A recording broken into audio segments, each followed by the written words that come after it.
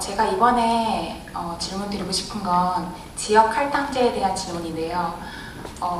제가 지금 강원도 지역의 지역 할당제로 지원을 하려고 계획 중인데요.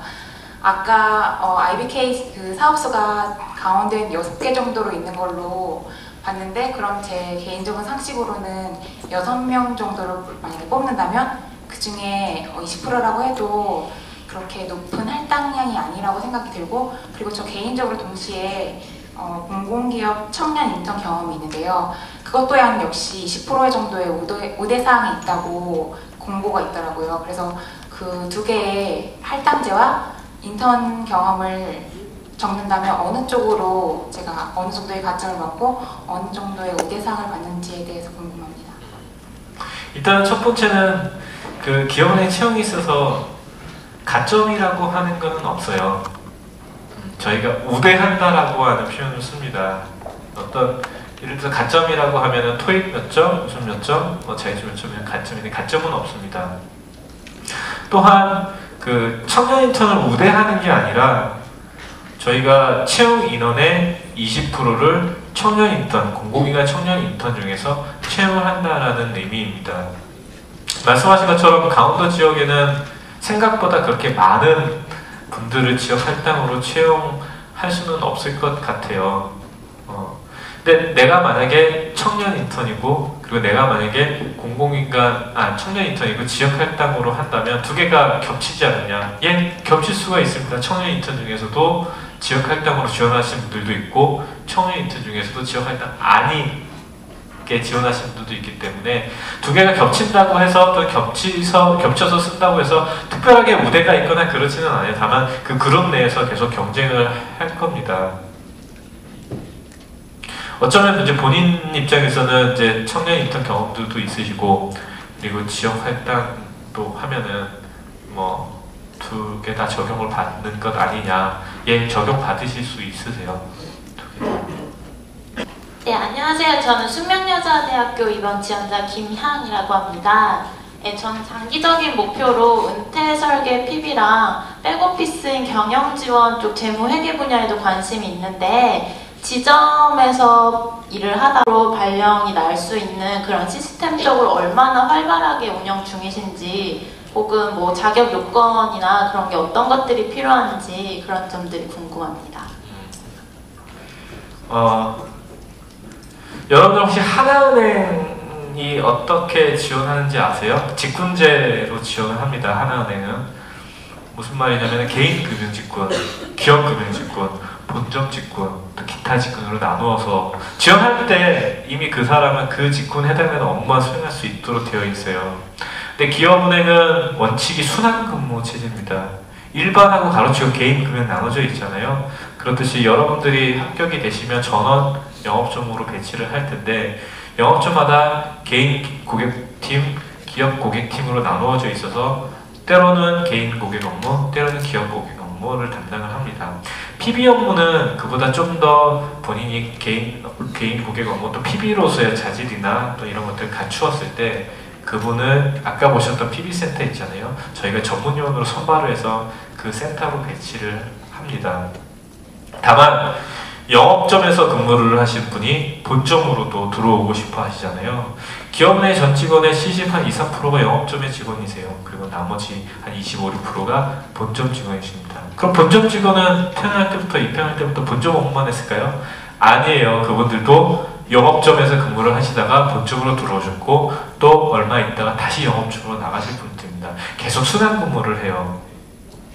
순환근무 체제가 굉장히 중요합니다. 저는 개인적으로 그래요. 왜냐하면은 은행원으로서 한 20몇 년쯤 이상 근무를 하시면 다들 지점장 되셔야 되잖아요. 지점장 되는데 기업 고객 업무도 잘 해야 되고, 개인 금융 업무도 잘 알고 있어야 되고, 본점 업무도 잘 알고 있으면 더 굉장히 활용도가 높고 업무적으로 굉장히 뛰어나신 지점장이 더 양성해낼 수가 있는 거잖아요.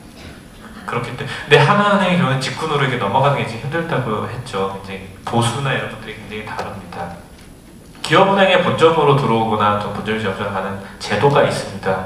혹시 지2의 잡포스팅이라고 혹시 들어보셨는지 모르겠지만, 본점도 본부 부서의 팀원 또는 책임자급 4급, 팀장 또는 부장급의 인원이 필요한 부분들을 자포스팅을 합니다. 그래서 영업 중에 계신 분들이 나는 이러한 경력을 갖고 있고 이러한 자격과 연수 등을 받아서 귀 부서에 내가 들어가기 위한 많은 노력을 했습니다라고, 마치 여러분들이 입행하기 전에 입사 지원서를 쓰듯이 저희 영업점의 직원들도 다 그렇게 씁니다. 그것들을 해당 부서에서 심사를 해서 매 인사 때마다 반영을 해서 그분들을 선발을 합니다. 들어오고 또 본부에 계신 분들이 2, 3년 있다가 또 영업점에 나가고, 그렇게 본부와 영업점에 순환을 합니다. PB도 마찬가지. 아마도 PB는 영업점에서 있다가 영업점의 PB센터, 사실은 영업점의 PB센터 그 전에 저희 기업은행에 VM이라고 있어요. 명칭으로는 PB는 아니지만 일반 영업점에 가시면은 저희가 윈클래스라고 하는 PB 브랜드를 사용해서 별도의 룸이 있고, 또 PB들이 또는 PBA 어시스턴트와 같이 근무를 합니다. 그분들이 PB센터도 가시고 PB 업무도 보시고 또는 개인 고객 팀장도 하시고 본점의 PB 고객 본부 부서에서 근무도 하십니다. 그렇게 계속 순환 근무를 하면 되네요. 그렇죠? 그러니까 아까 우대 자격증에 대해서 아까 거기 공고에도 나와 있고 그런데 그걸 뭐 어떤 식으로 우대 주는지. 우대 자격증. 우대하는 사항이 몇 가지가 있죠. 기업은행에서는 장애인 보호는 우대하고 우대 자격증을 우대합니다. CPA, 변호사, AICPA, CFP 등등등 있죠. 제발 변호사 좀 지원했으면 좋겠습니다. 여러분들 주위에 혹시 무슨 로펌에 다니는데 굉장히 업무에 염증을 느끼거나 아니면 직원과의 불화로 인해서 이직을 원하시는 분들은 변호사 꼭 좀 얘기 좀 해주세요. 예. 많이들 지원을 안 하세요, 생각보다. 그래서 오히려 그런 분들이 지원을 하셨으면 좋겠다라는 생각이 들 정도로. 여러분들 공인회계사 친구들 많으시죠? 근데 공인회계사들도 은행에 많이들 지원을 안 하십니다. 회계법인에 많이 들어가 하시더라고요. 그래서 그런 분들에 대한 우대는 가점이나 이런 게 아니고 전형 단계별로, 그분이 만약에 자소서를 썼는데 자소서에 굉장히 이상하게 쓰셨다, 그럼 제가 붙여야 될까요? 아닙니다. 그분들 떨어뜨려야 됩니다. 우대라고 하면 다른 것들에 비해서 좀 부족하더라도 그런 자격증이 좀 있을 때 이분은 많이 노력을 했고 또 당행에서도 많이 필요한 자격증인데 어느 정도 감안을 한다는 의미거든요. 근데 형편없이 자소서를 썼으면은 여러분들 큰일입니다. 그리고 더 재미난 거는 그러한 좋은 자격증을 취득하신 분들이 실제로 합숙 면접 때 저희한테 보여주는 모습은 실망스러운 분들도 좀 많으셨어요. 자격증이 있기 때문에 본인은 채용이 될 거다라고 좀 본인 굉장히 개인주의적인 성향을 많이 표현하시는 분들도 많기 때문에 그래도 다행이죠. 그런 분들이 성격까지 좋으면 얼마나 힘들겠습니까? 그런 분들이 다행히 없어서. 예, 그래서 크게 고려하시진 않아도 될 것 같아요. 하지만 우대하고 있는 자격증을 갖고 계신 분들은 매 저형 단계에서는 그래도 우대를 합니다. 네, 안녕하십니까. IBK 기업은행 지원자 문희진입니다.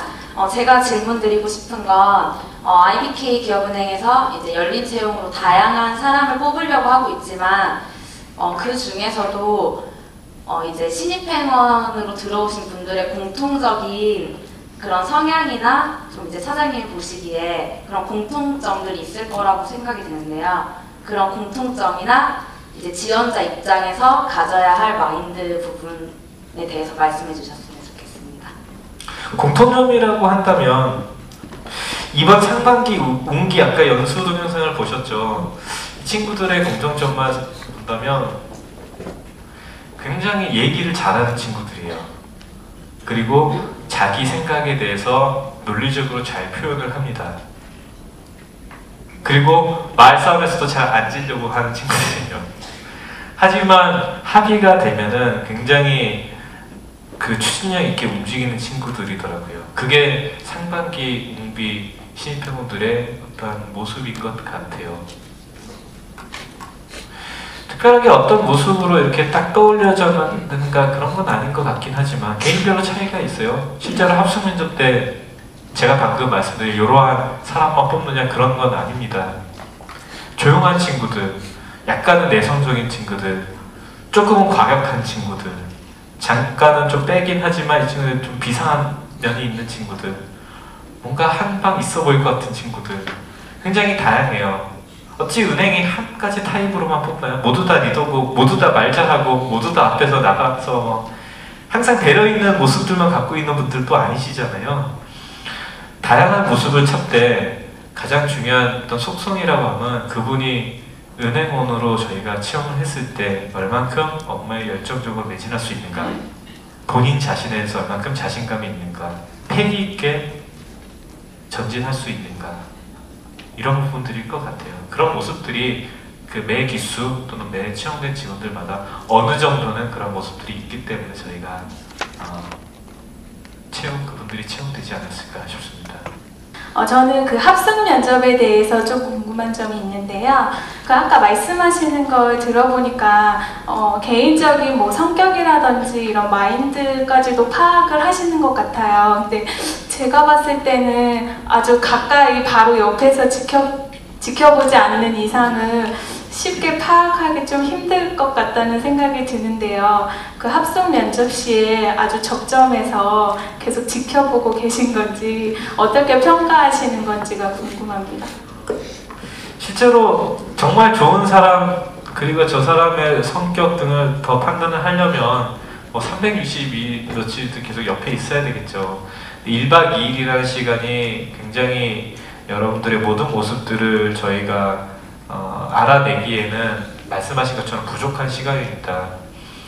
한 조당 한 12에서 14명 정도 구성이 될 거고 면접위원이 한 분이 붙고 또 여러분들의 선배 2, 3년차 우수 선배 한 분이 옆에서 붙을 거예요. 그래서 24시간은 아니더라도 저희 프로그램 진행을 할 때 저희 프로그램에서 보여주신 여러분들의 모습을 중심으로 판단을 하는데 물론 약간의 뭐 오류들은 있겠죠. 생각해보면. 하지만 저희 면접위원들도 다년간의 경험이 있고 그리고 본인은 모르겠지만 사실 뭐, 나는 몰라요. 내가 원래 나는 이런 사람인데 좀 더 다른 모습의 성격으로 내가 좀 꾸며냈다라고 했을 때 이게 들킬까? 본인은 모릅니다. 근데 옆에 사람들은 알 거예요. 저희도 알고 그리고 한 하루 이틀 정도면은 대략 나타나는 것 같아요. 그 정도. 아주 구체적인 성격이 아니라 하더라도 적어도 이 친구의 애티튜드가 어떻다라는 것들 정도는 파악할 수 있을 것 같아요. 하루 이틀 정도는. 더 많은 시간이 있으면 더 좋겠지만 그래도 더 많은 시간 저희가 붙잡을 수는 없잖아요. 그래서 뭐 합숙 면접에 대해서 여러분들 그냥 있는 그대로 아까도 제가 말씀드렸을지 모르겠지만 합숙 면접을 통과하신 분들의 대부분의 얘기들이 그렇습니다. 즐기러 왔다고 얘기를 하세요. 뭔가를 만들어서 가져온 게 아니고 그 자체, 그 프로그램 자체 그리고 나와 옆에 있는 조원들과 하루 이틀 정도 재밌게 놀다가 가자 이런 생각으로 오신 분들이 대부분 합격을 합니다. 너무 많은 긴장감을 보여도 본실력 다 발휘 못하시고요. 그리고 더 좋은 모습을 보이려고 애써 보여도 오히려 어색합니다. 그렇죠? 아는 놈 사람이 계속 저 보고 웃으면 그것도 어색해요. 심지어 그런 분들도 있으세요. 그렇죠? 제가 쳐다보지 않을 때는 얼굴이 이렇게 가만히 있어요. 그러다가 쳐다볼 때만 갑자기 환해져요. 이틀 동안 얼마나 얼굴 근육이 아프겠어요. 그렇죠? 나중에 버스 타고 갈 때까지 그렇게 하시던데 그러니까 좀 힘든 것 같아요. 본인은. 그렇죠? 그래서